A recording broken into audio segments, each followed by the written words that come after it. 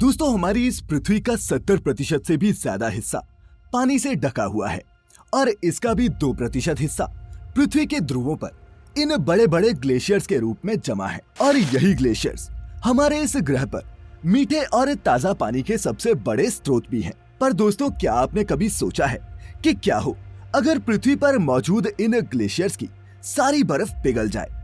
एक रोज आप सुबह उठो और अपने पूरे शहर को पानी में डूबा पाओ।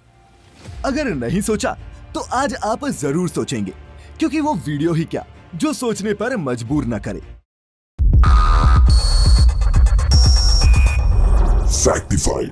Facts on your face. Glaciers होते क्या हैं? दोस्तों, पृथ्वी का ज्यादातर पानी ओशंस या फिर समंदर के रूप में धरती पर मौजूद है, लेकिन पृथ्वी का बहुत सारा पानी इन विशालकाय बर्फीले पहाड़ों के रूप में भी इस धरती पर जमा हुआ है, जिन्हें हम ग्लेशियर्स, हिमाद्री या फिर हिमनदी भी कहते हैं। चलिए हम इसे एक एग्जाम्पल के जरिए समझते हैं। क्या आपने कभी पानी से भरे गिलास में बर्फ को पिघलते देखा है? बर्फ के पिघलने से पानी के स्तर में कोई बदलाव नहीं आता, लेकिन अगर इसी पानी के ग्लास में हम नमक डाल दें तो अब ग्लास में 1 क्यूबिक बर्फ के पिघलने से पानी का स्तर 0.03 क्यूबिक बढ़ जाता है और ये स्तर नमक वाले पानी की जगह लिए जाने की वजह से बढ़ता है। और अब अगर यही बात धरती पर मौजूद सभी ग्लेशियर्स पर लागू कर दें तो क्या होगा? सोचा है कभी क्या होगा अगर अंटार्कटिका, ग्रीनलैंड और पृथ्वी पर मौजूद सभी ग्लेशियर्स क्लाइमेट चेंज की वजह से पिघल जाएं? आइए कुछ पॉइंट्स के जरिए समझते हैं कि क्या होगा सभी ग्लेशियर्स क्लाइमेट चेंज की वजह से पिघल जाएं। समंदर का जलस्तर बढ़ जाएगा। दोस्तों, पृथ्वी का 10% हिस्सा यानी कि 15 लाख वर्ग किलोमीटर सिर्फ ग्लेशियर से ही ढका हुआ है, और अगर ये सारे ग्लेशियर्स पिघल जाते हैं तो वैश्विक समंदर का स्तर 230 फीट तक बढ़ जाएगा। और जिस रफ्तार से इस वक्त ग्लेशियर्स पिघल रहे हैं, उस हिसाब से ऐसा होने में 5000 साल लगेंगे। कई देश डूब जाएंगे। दोस्तों, ग्लेशियर से पिघलने से बढ़ने वाला जलस्तर लंदन के टावर ब्रिज को ढकने के लिए भी काफी है। अगर ये ग्लेशियर से पिघल गए तो 7 महाद्वीपों के आधे से ज्यादा हिस्से पानी में होंगे। फिर ना मालदीव्स होगा और ना बांग्लादेश, ना मायामी और ना लंदन। तुर्की की राजधानी इस्तांबुल भी पानी के अंदर समा जाएगी। ऑस्ट्रेलिया का तटीय क्षेत्र और वहां की 80% आबादी पानी में डूब जाएगी। और यही हाल दुनिया के कई दूसरे देशों का भी होगा। अरबों खर्च कर बनाए गए दुबई के मैनमेड आइलैंड्स का नामो निशान तक मिट जाएगा। हमारी धरती पर मौजूद हर सजीव व निर्जीव वस्तु पृथ्वी के संतुलन को बनाए रखने का काम करती है। किसी भी एक साइकिल में असंतुलन आ जाए तो ये पूरी मानव जाति को तबाही के दरवाजे पर खड़ा कर सकता है। और अगर ये असंतुलन धरती पर मौजूद पानी के स्तर में हुआ तो क्या तबाही आएगी, इसकी आप कल्पना भी नहीं कर सकते। खत्म होगा पहाड़ी और समुद्री जीवों का अस्तित्व। बर्फीले पहाड़ों पर पाए जाने वाले पोलर बियर्स और कई समुद्री जीवों का अस्तित्व भी सी लेवल बढ़ने से पूरी तरह से खत्म हो जाएगा। और जो बच जाएंगे उन्हें नए हालातों के साथ जीना सीखना होगा।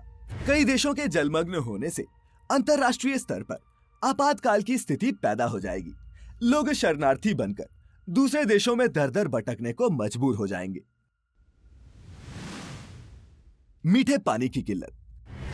दोस्तों, ग्लेशियर्स धरती पर मीठे पानी का सबसे बड़ा स्रोत है और आज भी दुनिया के 90% से ज्यादा देश पीने के लिए इसी पानी पर निर्भर हैं। और अगर ये ग्लेशियर्स ही नहीं होंगे तो मीठे पानी का अस्तित्व खतरे में पड़ जाएगा और लोगों को समंदर का नमकीन पानी ही फिल्टर करके पीना पड़ेगा। बढ़ेगा कार्बन डाइऑक्साइड लेवल। वातावरण में कार्बन डाइऑक्साइड की मात्रा बहुत ज्यादा हो जाएगी। वैसे भी ये ग्लेशियर्स पिघलने का सबसे बड़ा कारण ये कार्बन डाइऑक्साइड ही होगी, जिसे इस प्लेनेट पर बढ़ाने में हम लोग लगे ही हुए हैं। वहीं ग्लेशियर्स के पिघलने के बाद वातावरण में ऑक्सीजन की मात्रा तो पहले जितनी ही रहेगी, लेकिन कार्बन डाइऑक्साइड के बढ़ने से सांस लेना मुश्किल हो जाएगा और बिना आर्टिफिशियल ऑक्सीजन के हवा में सांस लेना धीरे धीरे मरने जैसा लगेगा। कहीं बाढ़, कहीं सूखा। जब ग्लेशियर्स ही नहीं होंगे तो सूरज की किरणें भी इनसे रिफ्लेक्ट नहीं होंगी और सूरज की गर्मी से समंदर में ज्यादा बादल बनेंगे, पूरा आसमान बादलों से भर जाएगा। ये पृथ्वी के क्लाइमेट में एक बहुत बड़ा बदलाव होगा।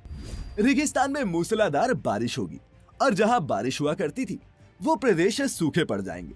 छोटे मोटे भूकंप के झटके भी बड़ी बड़ी सुनामी लेकर आएंगे और केदारनाथ जैसी बाढ़ की खबरें बहुत आम हो जाएंगी। ग्लेशियर्स के पिघलने के साथ ही नदियां भी सूख जाएंगी, जिनका बहुत बुरा असर खेती पर पड़ेगा। फूड सप्लाई पूरी तरह से बर्बाद हो जाएगी और भूखमरी विश्व की सबसे बड़ी समस्या बनकर उभरेगी। अब दोस्तों ये सब तो जान लिया कि अगर ये ग्लेशियर्स पिघल गए तो क्या होगा। अब जानते हैं कि क्या ये सभी ग्लेशियर्स पिघल भी सकते हैं।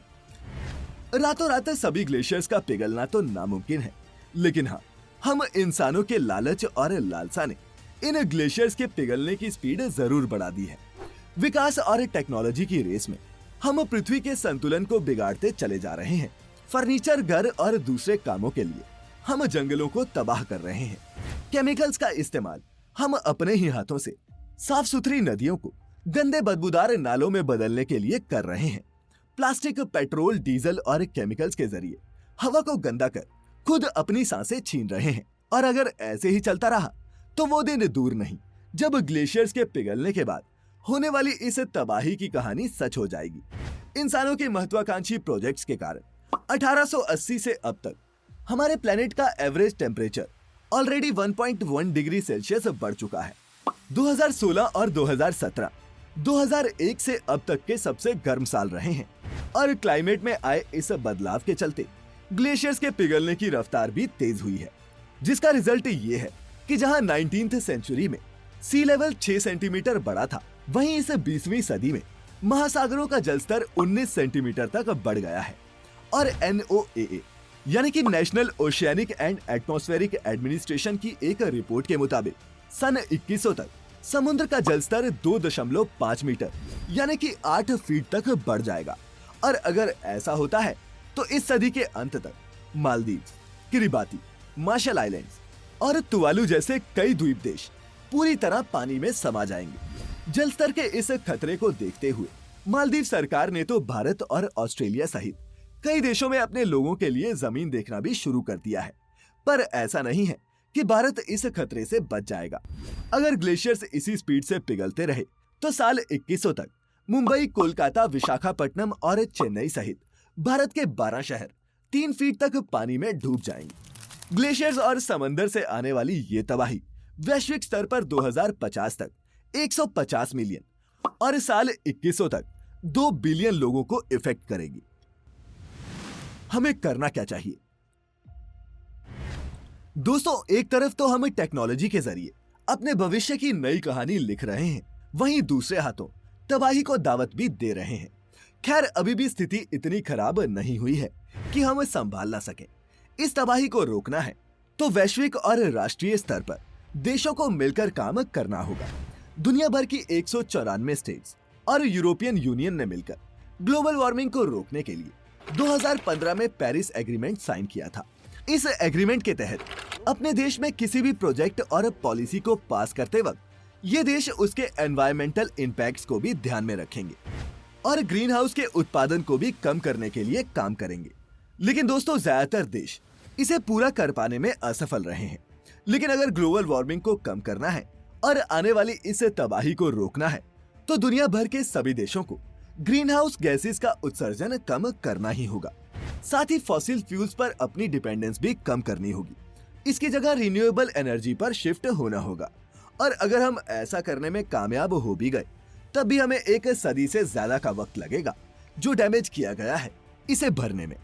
2012 में केदारनाथ में आई तबाही और 2019 में अमेज़न के जंगल में लगी भयानक आग, या फिर इस साल कनाडा जैसे ठंडे देश में हीट वेव से मरते लोग। दोस्तों, ये सब साइंस हैं कि हम कितना कुछ तबाह कर चुके हैं। और अगर अभी भी हमने वक्त रहते अपनी लालसा और लालच को नहीं छोड़ा और इसी तरह जंगल, नदियों और पहाड़ों को बर्बाद करते रहे तो तबाही का ये भयानक मंजर एक दिन हमारी सबकी आंखों के सामने होगा। इसीलिए हो सके तो क्लाइमेट चेंज के इस मुद्दे को हल्के में लेकर भूलना मत और इस वीडियो को जितना हो सके उतना शेयर भी करना। मैं फिर लेकर आऊंगा ऐसी ही एक और इंफॉर्मेटिव और मजेदार वीडियो। तब तक खुश रहिए और अपना अपने चाहने वालों का ख्याल रखिए।